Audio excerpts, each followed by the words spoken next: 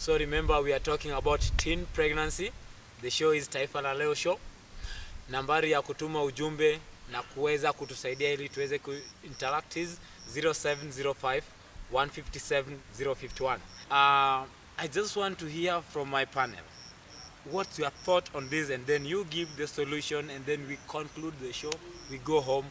Hope we've done our part of trying to help the teens and the society on how to come out of the teen pregnancy. So the solution are here. We are going to give them. But meanwhile, in our neighboring country, somebody said that if you are a girl or you are a teen and you get pregnant when you are in either primary or high school, that's the end of you. You are not going back to school because the Tanzanian government is not ready to educate mothers. So, do mothers have a chance of going through education? And he was very categorical. He said that if you get pregnant while you are in high school and primary, you no longer have a chance. But if you are in university, you are okay. So, Mr. Kamundi, briefly, what's your take on that statement? You are looking as if that guy, if he was here, you could have crushed him. What's your take on that statement? What an unfortunate statement from a person who is supposed to be a leader. No, he's a leader. Don't say that he's supposed to. He's a leader. There is no leadership in the statement. Yes, sure. I mean, we are talking of a girl child. We are not talking about an adult. A person who has not impregnated herself. The person who probably might have impregnated this child could have been a teacher, could have been an uncle, could have been an MP, could have been an accountant, could have been anyone in the society. Yes, an accountant. An adult. Why don't we deal with the adults who do this, other than denying an already suppressed kid, an opportunity to achieve their dreams? Why do we kill dreams of young girls just because somebody took advantage of them? Why do you punish somebody who has already been punished, by a person who didn't think? I feel you, bro. I feel I think he wanted to deter teenage pregnancies, but that is not going to help. Instead, if a girl becomes pregnant, people may now start saying, let's do other things, deal with this pregnancy so that you can be allowed back to school. But is that a solution really? Okay, Dr. Alphonse, our neighboring country said that they are not going to educate mothers. They are not going to educate those who are pregnant when they are in primary and high school. What's your take on that? I'm shocked to hear this. Let me say, what is important is to talk about problems like this, to talk about sexuality. It is an absurdity in an environment of sex, of sexualized environment, not to talk about sexuality.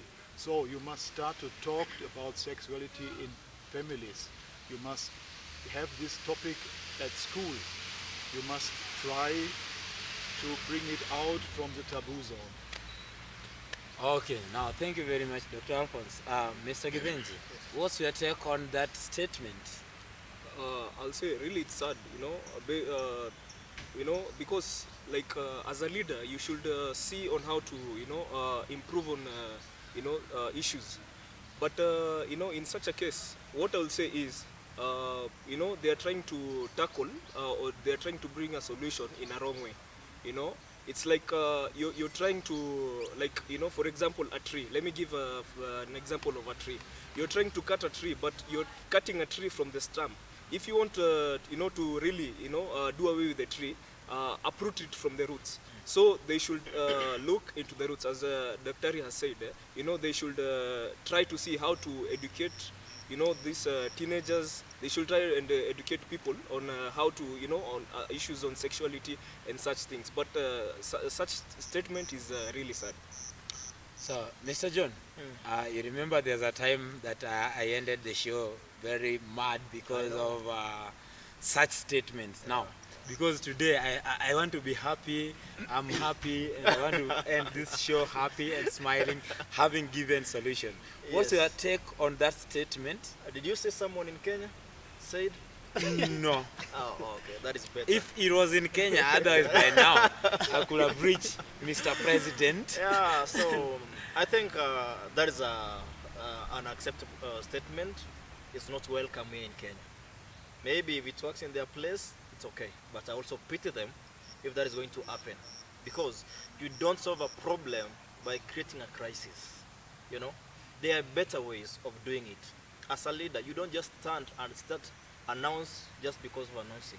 You have to consult. There are so many bodies. Maybe these guys should have consulted. I know how are we going to do it. Maybe could have even come to Kenya. I know what's happening in Kenya.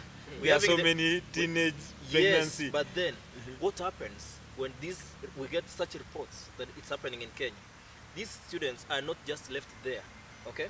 And I also thank the government because of what it's doing currently, encouraging guys to go to school. Sorry, even if you dropped out, they come with programs that you can join to vocational programs, at least to make a value of yourself.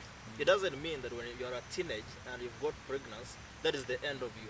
Okay. That is the time they should find a way on how to mentor you and add value on you. So Thank you very much. Thank you very much, Mr. John. Maybe another thing before you finish on them, because this is a disturbing statement again.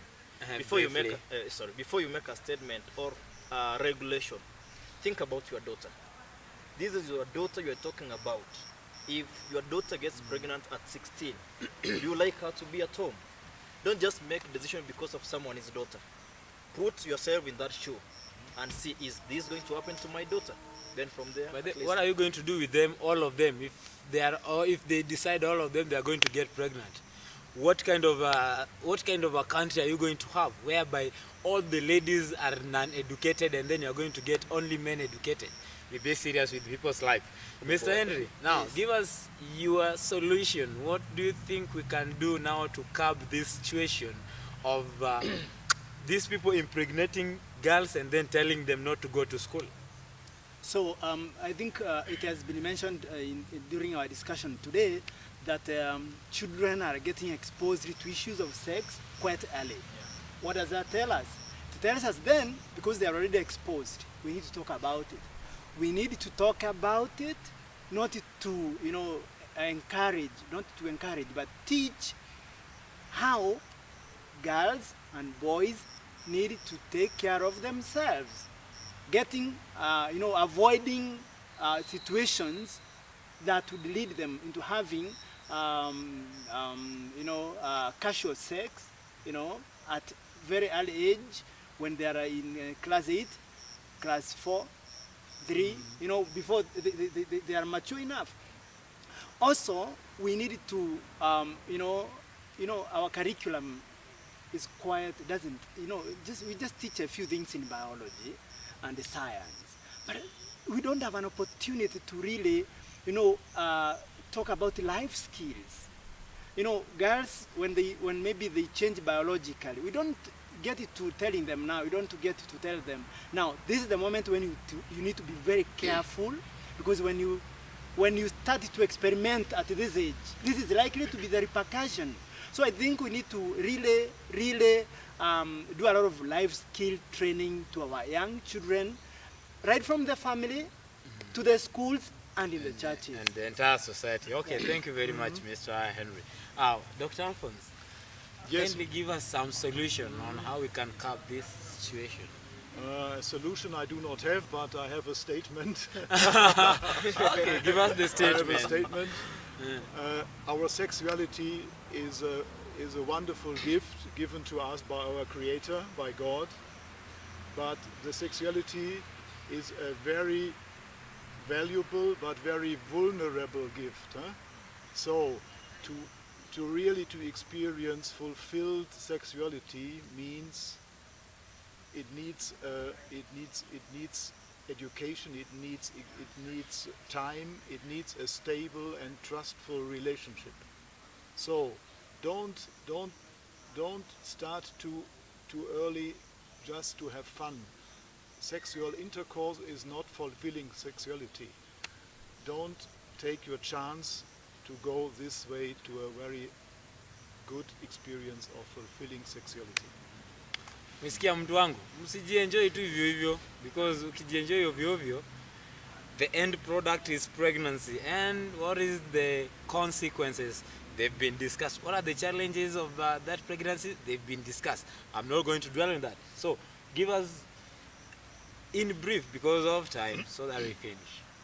What I'd like to say is just like a parting shot is I'd like to give one word of God, Philippians chapter 1 verse 27. It says, adjust your lives according to the gospel of Christ. So in everything you do, just remember we'll have to give an account of ourselves to our Creator.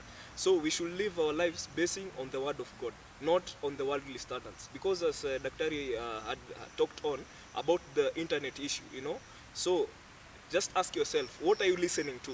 What are you watching? All these things, they have a great impact in our lives. So we should try to live our lives according to the gospel of Christ. Thank you.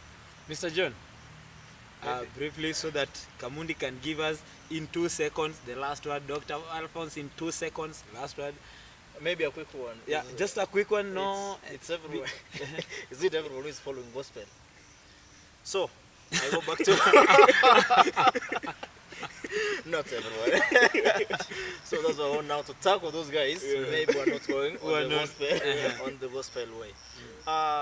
This thing is a big problem in our society. Once we accept it that way, that is part of the solution. The solution is accepting, first of all, this is a challenge. Number 2, then, we should be talking about our churches. What's our church leaders doing? Because these teens, most of them, or there are at least some who are going to church, what are you telling them when you meet in the youth forums? What are you telling these youths? Let us tell them how sex is. Let them not learn from the peers. Because once they learn from the peers, they are going to practice it practically. 3, there are these guys who impregnate these teens. What are we doing to them? If we know them, what are we doing to them?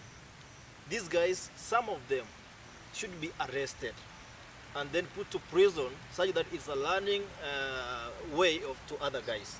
These people should be arrested. They should not be just left to move around the soil because they are going to do it again and again.